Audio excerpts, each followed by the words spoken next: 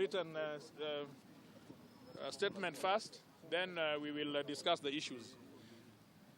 Now, ladies and gentlemen, we are saddened by numerous transgressions being committed by top IEBC officials, especially the chairperson, Wafula Chebukati, and the CEO, Marjan Hussein Majan. While their actions appear heroic in the eyes of the main beneficiaries, the Azimio leadership puts the duo on notice for eroding the gains we have made in transforming the electoral system in Kenya since 2007, and which is the hallmark of lasting peace in Kenya. While Kenyans envisioned IEBC to be an independent commission, guided by objectives prescribed by Article 249 of the Constitution, namely the protection of sovereignty of the people and securing observance of democratic values and principles of promotion of constitutionalism, the conduct of the two individuals, Majan and Chebukati, supported by a minority of the commission members, portray an institution that has surrendered its independence and disregarded the rule of law and has resorted to bootlicking the executive it connived with the judiciary to establish for personal benefits as follows. Number one, irregular interdiction of Deputy IEBC CEO, Madam Ruth Kilundu. That the IEBC, supported by the Secretariat, comprises technical public officers led by the CEO. How can a Secretariat work and managed?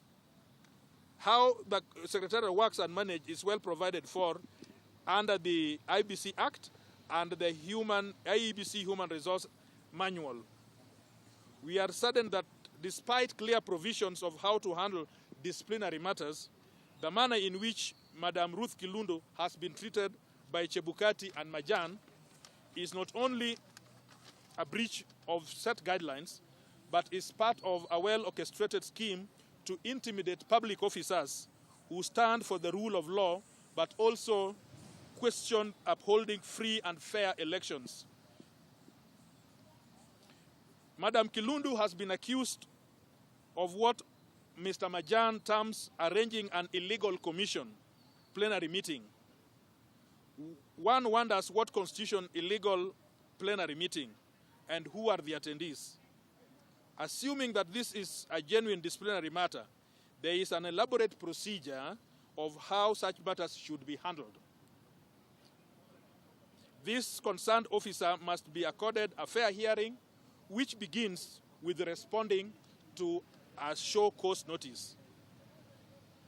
In essence, the commission must sit in plenary and resolve that CEO issues the show cause letter, which may be followed by interdiction or suspension if further investigations are required. No such or semblance of such procedure was followed, since Mr. Majan, acting in concert with Chebukati, had an ulterior motive to achieve, which he literally interdicted Madam Kilundu as a way of punishing her for standing with the truth. Then there is nepotism, favoritism, and unfair practices, which Honorable Osotsi will talk about, and even tribalism, which Honorable Osotsi will talk about. You will read, I will give you this statement so that you are able to have it firsthand. But without the functional secretariat, the IEBC is, as currently constituted, cannot be trusted to discharge its constitutional mandate as set out in the Constitution. In fact, the Supreme Court, in its ruling, emphasized on impartiality and professionalism of the Secretariat as a precondition for free and fair elections. As leaders within the Progressive Coalition, we will not allow this critical institution crumble just because of two individuals.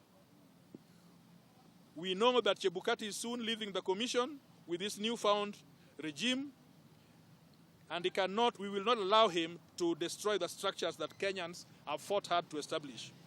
So we demand as follows. We demand as follows. Number one, that IEBC immediately reinstates Ruth Kilundu to her rightful position of Deputy CEO within the next 24 hours, failure to which we shall take stern action against Wafula Chebukati and the CEO Majan Hussein Majan.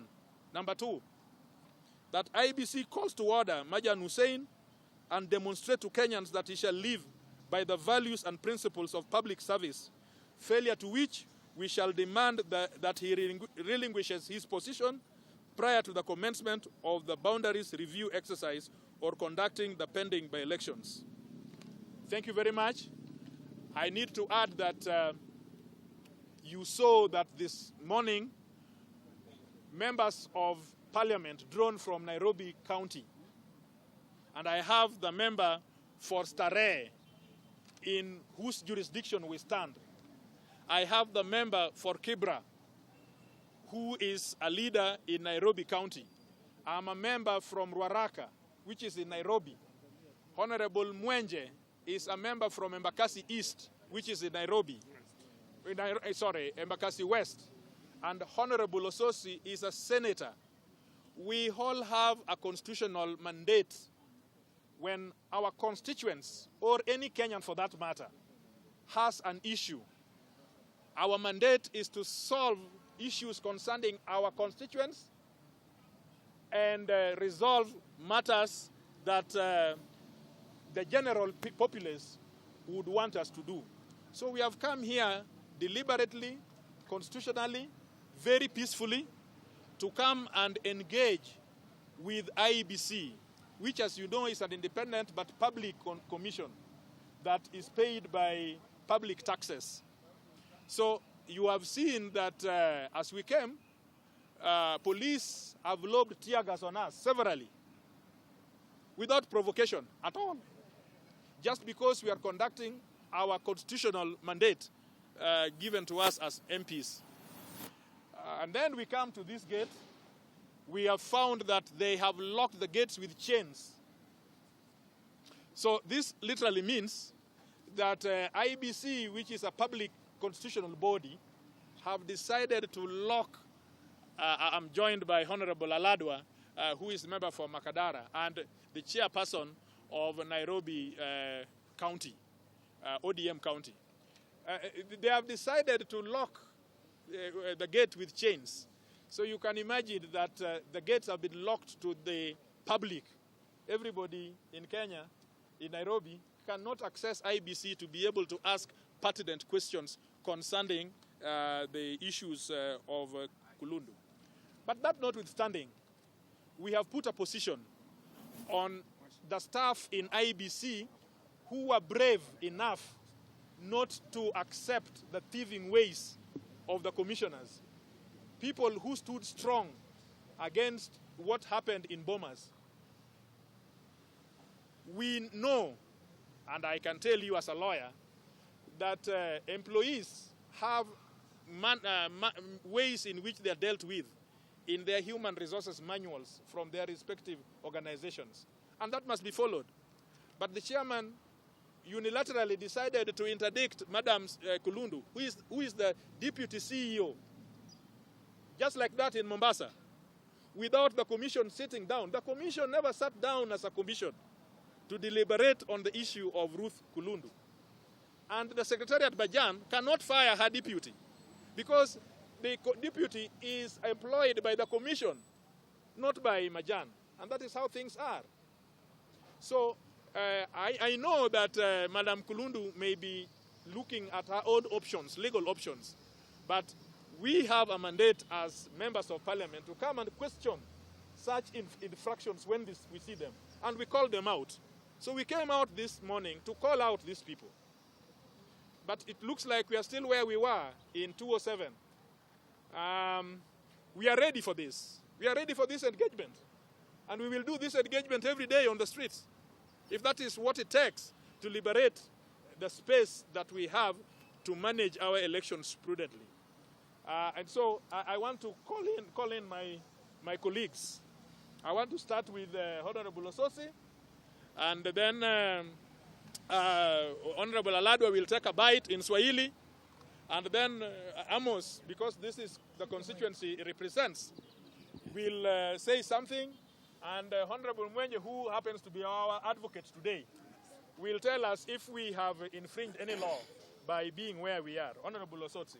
Yeah, members of the Fourth Estate, as it has been pointed out by my colleague Kajwang, that we are here because as members of parliament, we are mandated to address any issues of concern affecting Kenyans. And one such issue is an issue regarding our lady, Madam Ruth Kulundu, who has been interdicted, not by IEBC, because IEBC is a commission, and a commission is composed of 7 commissioners. Madam Ruth Kulundu has been interdicted, a decision that has been made unilaterally by Chebukati and Marijan. And you know, the issue of unilateral decision was raised in the Supreme Court. And unfortunately, the Supreme Court did not give us sufficient direction on that. We are seeing that a number of staff, and not just Ruth Kulundu, are being intimidated by Chebukati and Marijan, being assumed to have supported Azimio. And it's not just Kulundu. We know, like in the Department of Boundaries, we have information that the head of that department, Madam Caroline Manyange, has also been relegated and her duties are now being performed by her juniors.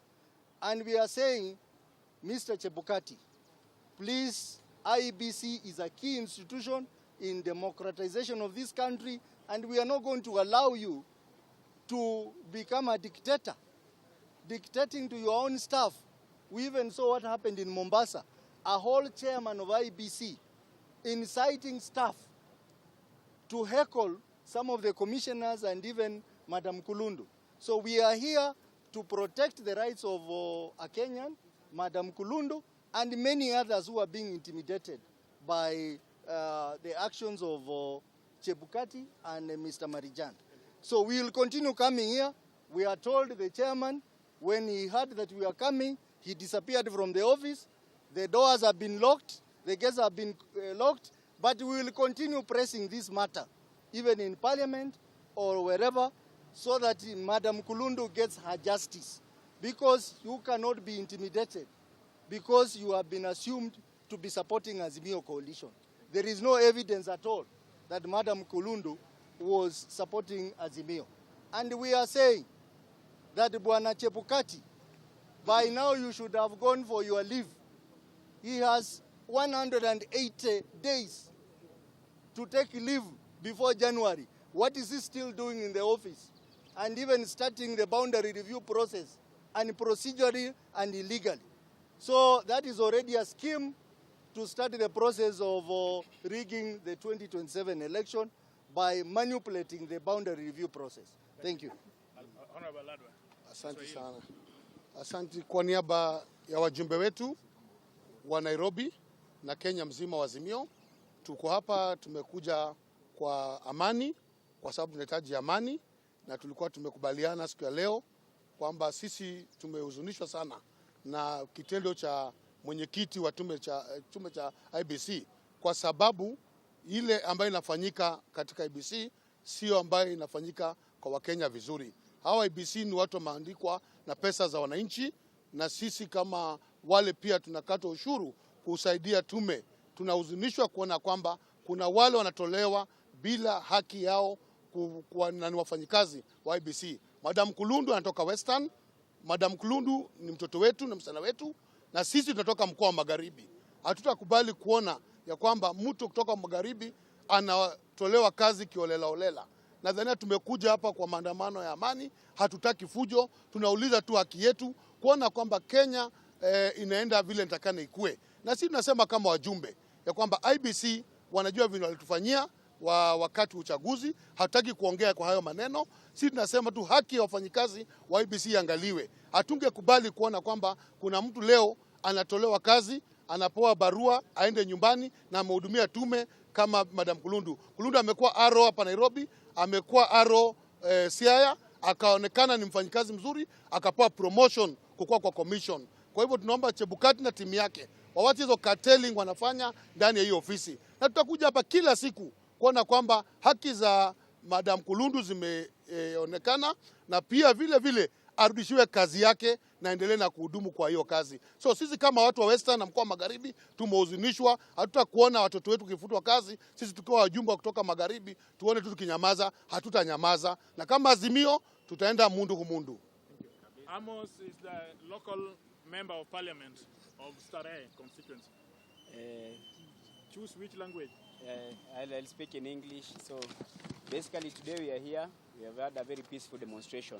Me being the member of parliament for Starehe, I made it my duty to be present so that we can observe peace. It has been a peaceful demonstration, but we are surprised by the reaction of the police and the reaction of the office of the IEBC. We came here for a noble cause, but they've locked the doors, they've created a tensive atmosphere. We came here to try and protect the democratic space of Kenya and safeguard all these achievements that have been made to make sure Kenya is a democratic space. IEBC being an independent body in this country, I think it should be very non-partisan. It should be very clear in what it's doing in its mandate. We have the right to access information, to ask questions from the IEBC. We have the right to be told what procedures and what actions are being taken by IEBC against some of his staff. We cannot allow profiling in this country. We cannot allow people to be intimidated because of what they are purported to have been supporting. That is why we are here. We've done some peaceful protests, but we require answers. We demand answers, because at the end of the day, we need to protect the democratic space of this country for the future of our youth. You can see I'm a youth that represent the youth. We have to safeguard this space. We cannot allow it to be muzzled up, because we'll depend on it in the near future. Thank you so much. And all right, Honorable Mwenje, give us the legal perspectives around here. Thank you everyone. Ours today was just to come, talk to IEBC and the Commission regarding what happened with the Deputy CEO. And it's very simple. You know, we do have a right to come to IEBC and talk to the Commission. These gates were open in the morning. And we've been here before as members of parliament to address this issue. There's an issue of labor laws here that's been violated. And if we allow this to keep going on, then very soon you'll see people just being dismissed without following the procedure. That is why we came here. And just to quote one of the AP in charge here, I went and talked to him personally. I told him there are members of parliament here. This is the number, members of parliament from Nairobi. We want to talk to Chebukati, if not Chebukati, the commission, or the people in charge that we will find in there. And he told me that we cannot go in, that these are goons who are here, even after identifying ourselves. These are elected members who are here. He said you cannot go in, go and come back on another day and seek an appointment. This is a government office. We all have a right to access the government office and even the services. There is an issue that is coming up very soon on boundary review, and we cannot have an IEBC. We have a chairman that is leaving and is initiating a process that he will not oversee when it's being completed. So that's one of the main things that we are here. So we are not even the demonstration, how the police have reacted.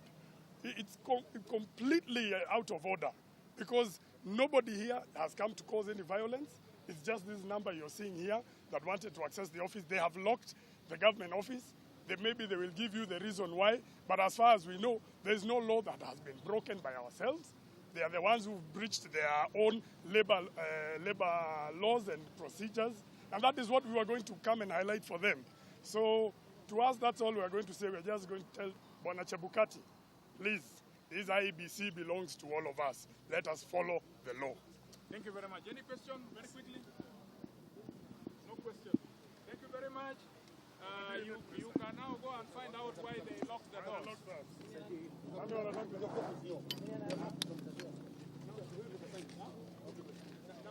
Phil, wait, Phil.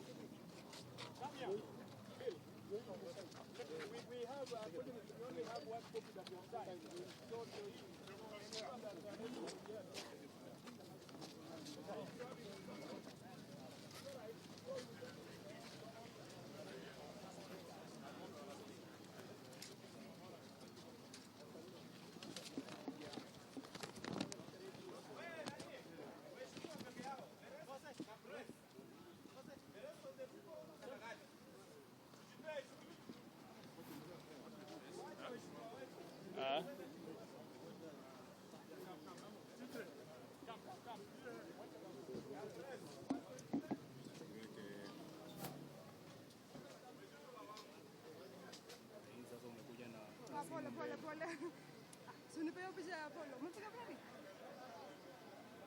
Umepiga?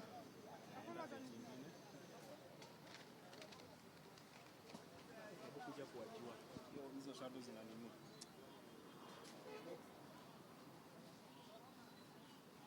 Rudi kwa page 1 kaka. Piga. Rudi kwa page 1. Piga alafu nisukumie.